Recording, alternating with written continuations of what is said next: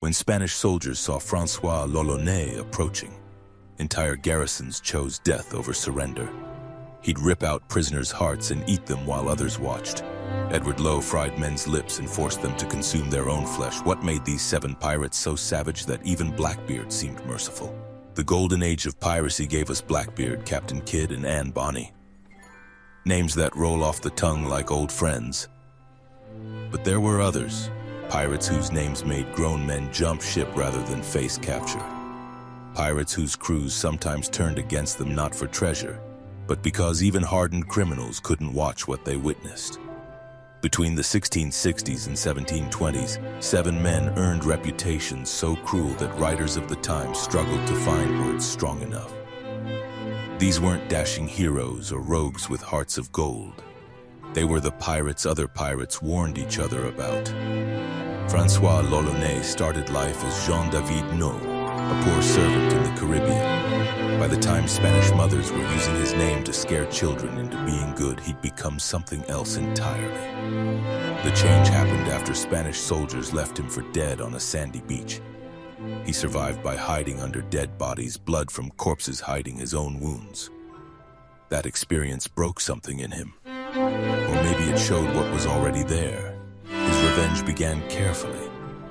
When a Spanish warship came hunting just for him near Cuba, L'Ollonais captured it. The crew of 87 men expected the usual ransom demands, maybe some time in chains.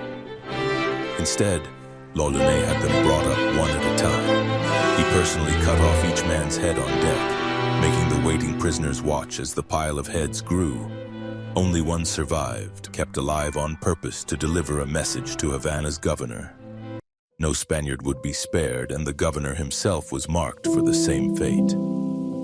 The beheadings were just practice. When L'Ollonais hit Maracaibo in 1667 trying to find hidden treasure, he'd slice strips of flesh from prisoners, burn them with slow matches, or crush their arms and legs with ropes. One Spanish report, written with barely controlled horror, describes him cutting open a prisoner's chest, pulling out the heart and taking a bite from it while other captives watched. Alexander Exquemelin, who sailed with pirates and wrote their stories, called L'Ollonais' methods inhuman cruelty. When a pirate historian, someone who witnessed plenty of violence, uses those words, it means something. Spanish colonial forces, not known for mercy themselves, chose death over capture. Entire garrisons would fight to the last man rather than surrender to L'Ollonais. His end came in 1668 near Darien. The local Kuna people captured him after a failed raid. According to multiple Spanish sources who heard the story secondhand, they killed him slowly, cutting him to pieces and reportedly eating parts of him. The man who terrorized the Caribbean for years died the way he'd lived, in pieces consumed by violence. Edward Lowe's piracy career lasted just 2 years, from 1722 to 1724. In that brief time, he managed to shock an era already used to sea violence. Unlike L'Ollonais, who at least tortured for information about treasure, Lowe seemed to enjoy cruelty just for fun. Lowe's signature move involved lips. When a Boston captain threw a bag of gold overboard rather than surrender it, Lowe caught him anyway. He had the man tied to the mast, then personally sliced off his lips with a cutlass. But that wasn't enough. Lowe fried the lips in a pan and forced the captain to eat them before killing him. The story spread through colonial newspapers, each retelling adding to Lowe's reputation for pointless cruelty. The Cook incident revealed something worse. After capturing a ship Lowe decided had no value, he could have simply let it go or quickly sunk it. Instead, he noticed the ship's cook, described in one account as a greasy fellow. Lowe announced the man would sizzle well and had him tied to the mast. Then he set the ship on fire, forcing his crew to watch and listen as the cook burned alive. No treasure was involved, no information needed, just entertainment. Philip Ashton, who spent 16 months as Lowe's prisoner before escaping, left us the most detailed account of life aboard Lowe's ship. He described a captain who would fly into murderous rages without warning. Lowe shot his own sleeping gunner in the mouth during one mood swing, then threw another man overboard for congratulating him on the murder. His crew lived in constant fear, not of battle or hanging, but of their own captain. Lowe's violence created its own downfall. Pirates operated on rough democracy, and even the most hardened crews had limits. Ashton reported growing unease among Lowe's men as the horrible acts mounted. They'd signed up for robbery, not cruel theater. In 1724, his crew finally had enough. They voted to leave him stranded. Pirate justice for a captain who'd gone too far. A French warship allegedly picked up Lowe near Martinique and hanged him late in 1724. Some accounts say he escaped. Others claim he ended up in Brazil. The uncertainty fits. Even Lowe's death became just another story told differently depending on who was listening. Edward Teach, better known as Blackbeard, understood something his fellow pirates missed. Fear could do the killing for you. While L'Ollonais butchered and Lowe tortured, Blackbeard built a reputation so terrifying that many of his victims surrendered without a shot fired. The show began with his appearance. Before battle, Blackbeard would weave hemp cords soaked in saltpeter into his massive black beard, then light the fuses. Smoke wrapped his face like something from hell itself. Add multiple pistols strapped across his chest, a cutlass in each hand, and height that towered over most men of his era, and you had a walking nightmare. Sailors who saw him coming later swore they'd faced the devil himself. But here's what separates Blackbeard from the others. Despite his fearsome reputation, there's no proven account of him killing anyone until his final battle. Not one murder definitely linked to him during his entire piracy career. His blockade of Charleston in May 1718, holding an entire city hostage, ended without bloodshed. He got his ransom, oddly just medical supplies, and released all prisoners unharmed. This wasn't mercy. It was calculation. Dead men couldn't spread stories. Living witnesses could tell everyone about the demon pirate who might let you live if you cooperated. Every survivor became Blackbeard's publicist, spreading tales that made the next capture easier. Lieutenant Robert Maynard, who finally killed Blackbeard, discovered the reality behind the legend. In November 1718, cornered near Ocracoke Island, Blackbeard fought like the devil his victims believed him to be. He took 5 bullets and 20 sword wounds before falling. When Maynard's men tried to throw the body overboard, they found Blackbeard still clutching his cutlass so tightly they had to break his fingers to remove it. Maynard hung Blackbeard's severed head from his ship's bowsprit. The theatrical pirate got a theatrical end. Those stories persist that his headless body swam 3 times around the ship before sinking. Even in death, Blackbeard's legend outgrew reality. Bartholomew Roberts dressed like a gentleman. He wore a red waistcoat, a hat with a red feather, and a gold chain with a diamond cross stolen from the King of Portugal's treasury. He held Sunday services aboard his ship and created one of the most detailed pirate codes ever recorded, outlining everything from payment for injuries to mandatory lights out at 8 o'clock. He also committed one of the era's most heartless mass murders. Roberts captured over 400 ships in 3 years, more than any other pirate in history. Usually he was businesslike about it. Take the cargo, maybe recruit some sailors, move on. But in January 1722, off Whydah, something snapped. Roberts had captured the Porcupine, a slave ship carrying 80 African captives.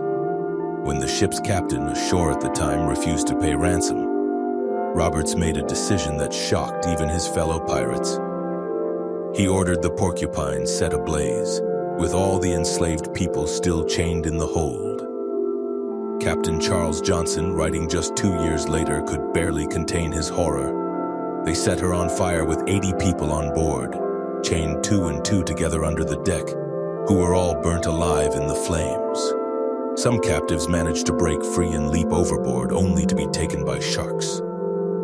Johnson called it cruelty unparalleled. This from a writer who'd chronicled Lowe's tortures and L'Ollonais' hard-eating without flinching. Roberts died just weeks later in February 1722. The Royal Navy's Captain Challoner Ogle caught Roberts's fleet off Cape Lopez. Roberts, ever up to the dandy, had dressed in his finest clothes for the battle. A grape-shot blast tore out his throat in the first broadside. His crew, following standing orders, weighted his body and threw it overboard before the Navy could claim it as a trophy. 52 of Roberts's men hanged in the largest pirate trial in history. The prosecution spent considerable time on the Porcupine atrocity. Even in an age of casual brutality toward enslaved Africans, burning 80 people alive for spite crossed a line. Henry Every pulled off the richest heist in pirate history. In September 1695, he and his pirate confederates caught the Ganges Sawai, a Mughal treasure ship returning from Mecca near the mouth of the Red Sea. The ship carried gold, silver, and jewels worth perhaps 600,000 pounds, tens of millions in today's money. It also carried hundreds of pilgrims, including women of high rank. What happened next nearly started a war. Contemporary Mughal accounts described several days of horror. Every's crew didn't just rob. They tortured passengers to reveal hidden valuables, assaulted women, and killed anyone who resisted. One woman reportedly related to the Mughal Emperor Aurangzeb, threw herself overboard rather than face capture. Indian historian Kafi Khan wrote that the pirates dishonored the women, both old and young, and subjected passengers to 1,000 indignities.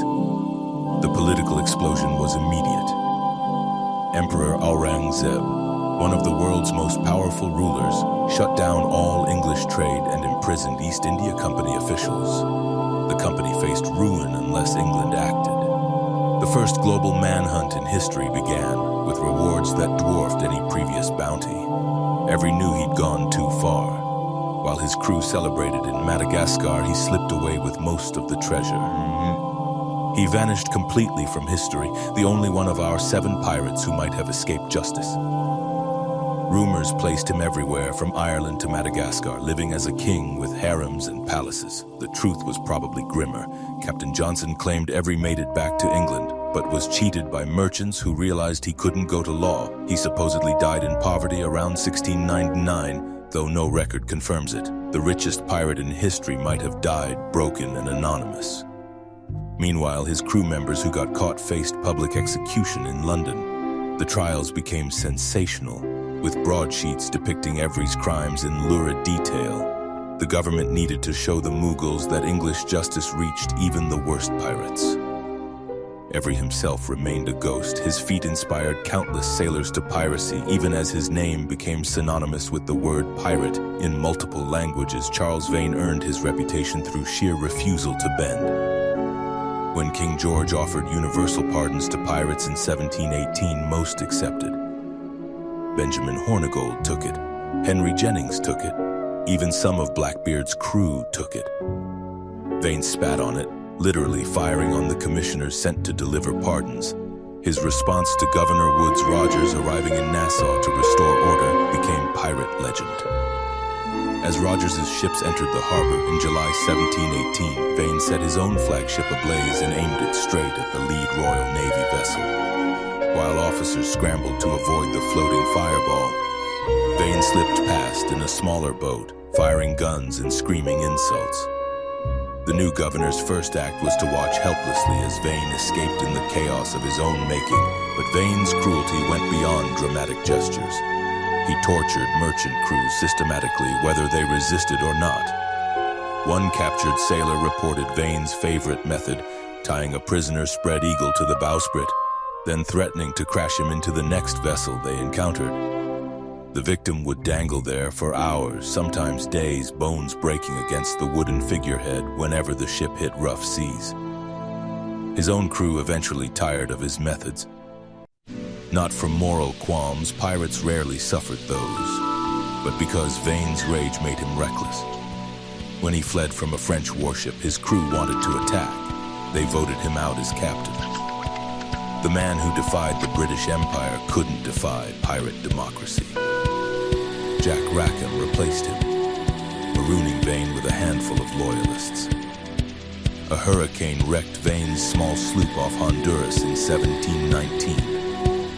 He survived on a deserted island for months before a passing ship rescued him.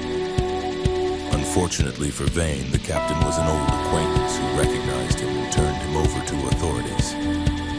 At his trial in Port Royal, witnesses lined up to testify about his tortures. judge needed little convincing.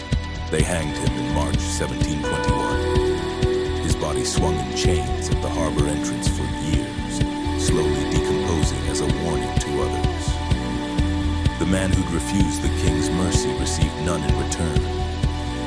Roche Brasiliano earned his nickname from his time in Dutch Brazil, but his real fame came from what he did to Spanish prisoners. Operating out of Jamaica in the 1660s, this Dutch pirate developed a hatred for Spaniards that went beyond mere national rivalry. It became personal, pathological, and expressed through one of the most horrific torture methods of the era. When Spanish captives refused to reveal where they'd hidden their goods, or sometimes just because they were Spanish, Brasiliano would order wooden spits constructed, not metaphorical ones. Actual roasting spits like those used for cooking whole pigs. He'd have prisoners tied to these contraptions and slowly roasted alive over open fires, turning them occasionally to ensure even burning. His drinking made everything worse. In Port Royal, Brasiliano would blow through thousands of pieces of 8 in marathon tavern sessions. Drunk, he'd strip naked and run through the streets, threatening to shoot anyone who didn't drink with him. He once bought several enormous barrels of wine, placed them in the street, and forced every passerby to drink at pistol point. Those who refused got a bullet. Those who complied got alcohol poisoning. But it was his treatment of prisoners that truly set him apart. During one raid on the Yucatan coast, Brasiliano captured several Spanish pearl divers who insisted they had no treasure. He had them roasted one by one, forcing the others to watch and smell their companions cooking.